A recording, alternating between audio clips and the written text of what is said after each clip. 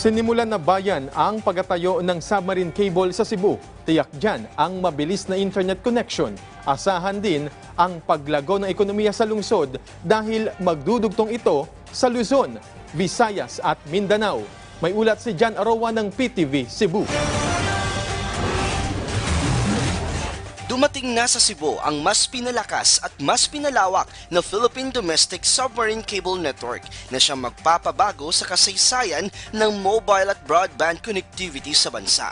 Aabot sa $150 million ang inilaang pondo para sa naturang proyekto.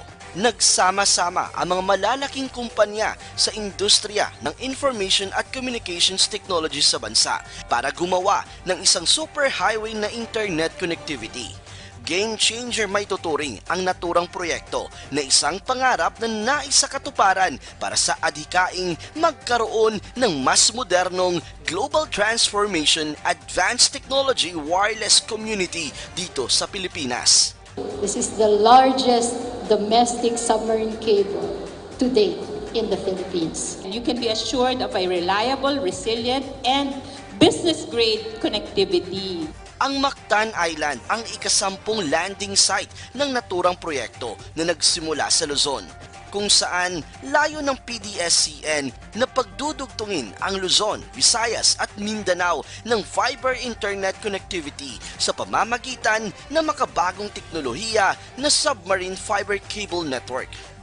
Nasa dalawang tubig, dagat, and what it does, it helps a certain area increase capacity and more coverage. From the sea, i-underground siya padulong sa distribution points. The goal is to actually have all of those underground, and that will help in the resiliency during calamity times. Kaya nga naman, hindi man matumba. We need this project.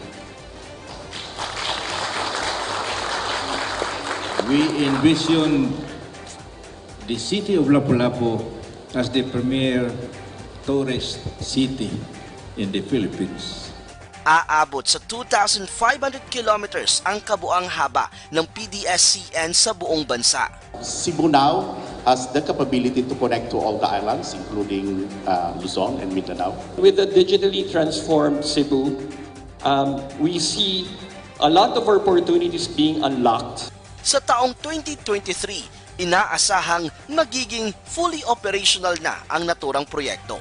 Isang malaking hakbang para sa mga taga-Cebu ng gobyerno at business sectors ang proyekto dahil ang pagkakaroon ng malakas at matibay na internet connectivity ay mas lalong magpapaunlad pa sa pamumuhay ng mga tao at ekonomiya ng bansa.